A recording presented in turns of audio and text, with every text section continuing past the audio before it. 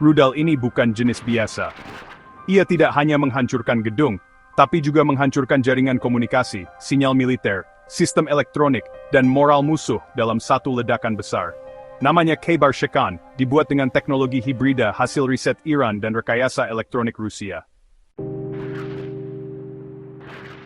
Dalam serangan kali ini, rudal diluncurkan langsung dari Provinsi Kerman, melewati koordinat satelit yang sebelumnya telah dibutakan oleh sistem Oreshnik milik Rusia.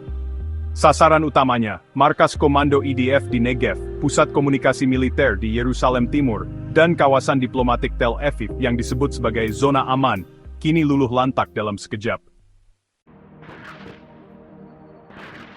Serangan balasan yang mengguncang dunia. Ketika Iran memutuskan untuk membalas, dunia sempat berpikir itu akan berupa manuver politik atau unjuk kekuatan terbatas. Tapi malam itu membuktikan bahwa Iran tidak sedang bermain simbol. Mereka benar-benar menyerang. Dalam waktu kurang dari 3 jam, rudal balistik drone kamikaze dan rudal jelajah menghantam berbagai titik vital di Israel, dan sebagian menyasar pangkalan militer yang digunakan oleh Amerika Serikat di wilayah Timur Tengah.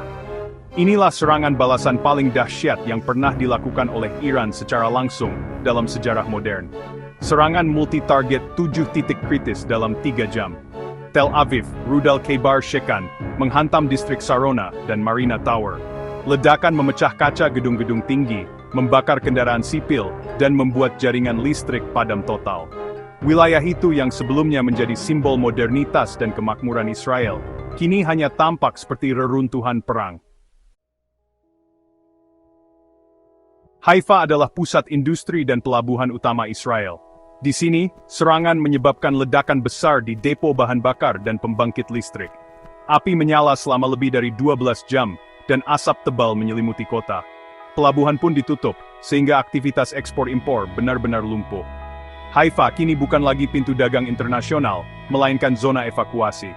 Sementara itu, di pangkalan militer Negev, menurut bocoran dari Al-Mayadin dan juga media Lebanon, 2 rudal balistik jatuh di sekitar basis komando militer Negev, sebuah bunker bawah tanah yang biasa digunakan untuk komunikasi strategis dihantam langsung. Sejumlah perwira tinggi dilaporkan tewas meskipun Israel belum mengonfirmasi hal ini. Di Yerusalem Timur, 1 rudal jatuh dekat pusat pemerintahan Israel dan kompleks diplomatik internasional. Sistem peringatan gagal menyala tepat waktu. Rekaman CCTV menunjukkan api berkobar di balik tembok kota tua, menggetarkan simbol-simbol religius dunia. Di Ashdod dan Ashkelon, kawasan industri dan pelabuhan lainnya juga terkena dampak. Drone Shahed 136 dan rudal Zolfagar menghantam terminal gas alam dan gudang amunisi. Ledakan sekunder menyebabkan kobaran api yang menjalar hingga radius 4 km. Di luar Israel, Iran melalui proksinya seperti Kataib Hezbollah dan Houthi, meluncurkan rudal ke pangkalan militer Amerika Serikat di Al-Tan, Suriah dan Erbil, Irak. Ini adalah pesan langsung ke Washington. Jangan campuri urusan kami dengan Israel, atau kalian juga akan merasakan amarah yang sama. Dari Yaman, Houthi meluncurkan rudal Burkan dan drone ke arah Eilat, pelabuhan Laut Merah diserang dari arah selatan, titik yang selama ini dianggap aman oleh Israel. Kapal logistik pesat piluloing kanti, dunia medicine majkate. Ledakan, kepanikan, dan kebungkaman teknologi. Tak hanya serangan fisik, perang elektronik ikut dimainkan. Dalam waktu yang bersamaan, satelit komunikasi Israel mengalami gangguan berat. Sistem GPS tidak sinkron dengan arah rudal anti-balistik. Radar dan pertahanan udara seperti Iron Dome dan David Sling bekerja setengah hati, terlalu banyak target, dari terlalu banyak arah.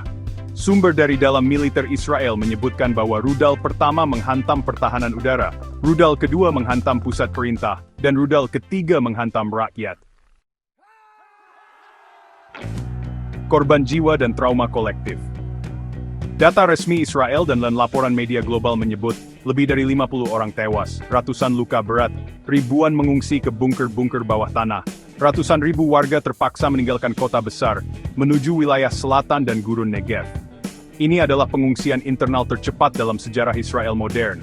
Sementara itu, di rumah sakit hospital, tenaga medis kelelahan, kekurangan pasokan dan kehabisan ruang. Di beberapa lokasi, Bahkan dokter harus memutuskan siapa yang bisa diselamatkan, siapa yang harus dibiarkan. Di mata awam, serangan Iran dan sekutunya ke Israel tampak seperti luapan kemarahan mendadak. Namun di mata militer dan pengamat geopolitik berpengalaman, ini justru sebaliknya. Serangan ini adalah buah dari persiapan jangka panjang, disusun dengan presisi dipetakan secara regional, dan diluncurkan dalam satu waktu yang bersamaan, dari 5 penjuru sekaligus. Perencanaan sistemik bukan respons emosional. Iran telah menyaksikan selama puluhan tahun bagaimana Israel, dibantu Amerika, melakukan operasi rahasia, sabotas, dan pembunuhan tokoh ilmuwan mereka, seperti Mohsen Fakhrizadeh. Iran menyaksikan pangkalan militernya dibombardir, sanksi ekonomi dijatuhkan, bahkan jaringan listrik Teheran pernah dilumpuhkan. Namun tidak ada balasan langsung besar selama ini. Iran diam. Tapi diam bukan berarti pasif. Mereka menghitung.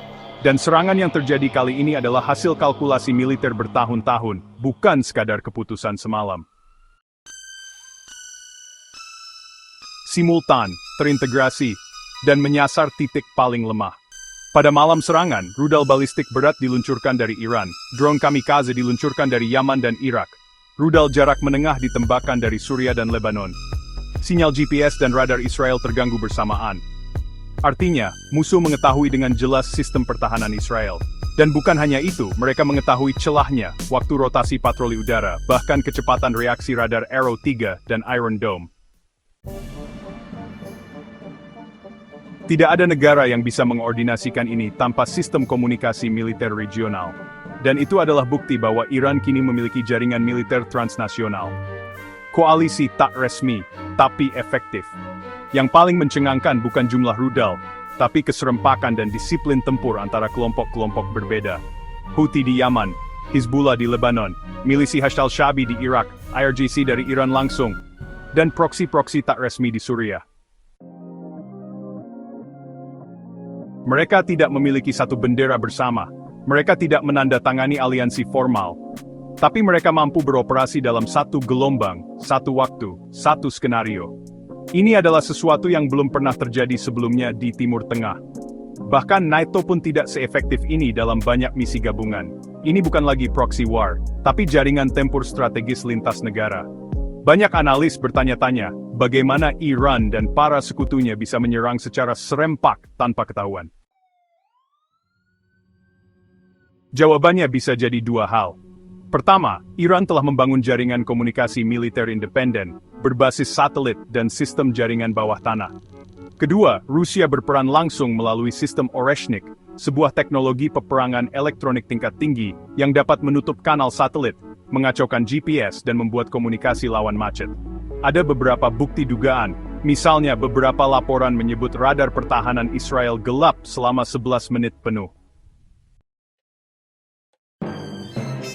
Dalam 11 menit itulah, rudal pertama masuk dan mengenai pusat komando di Negev. Sebagian drone bahkan berhasil melintasi wilayah padat, tanpa terdeteksi sama sekali. Ini bukan hanya tentang kekuatan senjata, tapi kemampuan membutakan mata musuh. Dan Iran kini memilikinya, atau mendapatkannya dari Rusia. Waktu serangan sangat dipilih dengan cermat. Peluncuran dimulai pada pukul 2:17 dini hari waktu Israel. Itu adalah jam di mana mayoritas pasukan pertahanan dalam posisi istirahat, pengawas radar sedang berganti shift, dan jaringan sipil sedang mengalami trafik paling minim. Lebih dari itu, serangan pertama langsung menghantam sistem pertahanan. Serangan kedua diarahkan ke markas komando. Dan, serangan ketiga, baru menghantam fasilitas sipil serta zona. Ini benar-benar mencerminkan pola serangan klasik dalam doktrin militer Rusia dan Iran. Lumpuhkan mata, hancurkan otak, baru buat musuh panik. Israel tidak siap, bukan karena lalai, tapi karena serangan ini memang dirancang untuk mengejutkan, bukan memperingatkan. Sistem pertahanan Israel dipatahkan secara psikologis dan teknis. Iron Dome, sistem kebanggaan Israel, hanya mampu menahan sebagian kecil dari serangan. Dalam laporan resmi IDF, sistem mereka benar-benar kewalahan menghadapi volume target yang terlalu besar, jalur serangan yang tak terduga rudal berkecepatan tinggi atau supersonik, serta drone yang menyelinap di antara radar gelombang rendah. Bahkan sistem Arrow 3, yang seharusnya menahan rudal balistik, gagal menghadang beberapa peluru kendali utama yang menyasar Tel Aviv dan Haifa. Dunia pun tercengang. Karena malam itu, tidak hanya ledakan yang terdengar, tapi juga retaknya mitos dominasi militer Israel. Kesimpulan kunci di sini adalah, ini adalah awal dari doktrin perang baru di Timur Tengah. Iran dan sekutunya menunjukkan bahwa mereka bisa menyerang langsung, mereka bisa menyerang secara presisi, mereka bisa menyerang dari banyak arah, dan mereka bisa membuat Israel dan Amerika diam, setidaknya untuk sementara. Ini bukan akhir dari sebuah konfrontasi. Ini adalah pembuka dari sebuah babak baru. Bukan lagi soal siapa yang menembak duluan, tapi soal siapa yang paling siap saat dominasi pecah dan kekuatan lama mulai goyah. Sejak Perang Dingin berakhir, satu narasi menguasai dunia, teknologi militer Barat, terutama Amerika Serikat dan Israel, adalah standar tertinggi, tak terkalahkan. Mulai dari rudal presisi, sistem pertahanan udara multi-layer, hingga senjata siber, Barat telah membangun kesan bahwa mereka berada setidaknya 1 dekade di depan siapapun. Tapi, dalam satu malam yang kacau di Timur Tengah, citra itu retak. Dan yang meretakkannya bukan negara adidaya lain, tapi Iran dengan dukungan senyap dari Rusia. Iron Dome, yang selama ini menjadi simbol keamanan, kini justru berubah menjadi kelemahan strategis. Sistem ini memang sudah lama jadi bintang di bidang pertahanan udara. Dikembangkan bersama Amerika Serikat, Iron Dome mampu melacak dan menghancurkan roket jarak pendek dari Hamas, Hizbullah dan kelompok kecil lainnya. Namun, Iron Dome tidak dirancang untuk serangan simultan dari banyak arah. Apalagi jika datang dari rudal balistik jarak menengah seperti Zolfaghar dan Khaybar Shekan, drone Shahed 236, dan Mohajer 10 dengan kecepatan manuver tinggi, serta rudal jelajah yang melayang rendah dan menyelinap lewat sela-sela radar. Dan itulah skenario yang terjadi malam itu. Sistem kewalahan secara volume dan teknologi. Kami hanya bisa menembak sekitar 25-30% dari ancaman yang masuk, kata seorang sumber militer Israel yang tidak ingin disebutkan namanya, dikutip dari The Jerusalem Post. Ledakan yang terjadi di Tel Aviv, Haifa, dan Beersheba adalah bukti bahwa Iron Dome bukan lagi sebuah dome. Ia telah dilubangi oleh teknologi yang selama ini dianggap lebih rendah kualitasnya. Arrow 3 dan David Sling, mahal, tapi tak mujarab. Israel selama ini menempatkan kepercayaan pada sistem Arrow 2 dan Arrow 3, dua lapisan pertahanan balistik jarak jauh. Arrow 3 bahkan dirancang khusus untuk mencegat rudal yang melaju di luar atmosfer bumi. Namun, sistem ini memiliki dua kelemahan utama, kebutuhan akan data satelit dan GPS yang stabil, serta respons waktu yang lambat terhadap target bergerak tak beraturan. Malam itu, serangan cyber dan sinyal elektronik dari luar membuat GPS dan sistem radar mengalami gangguan. Arrow 3 kehilangan sinkronisasi pelacakan, membuat sebagian rudal musuh lolos dan menghantam target.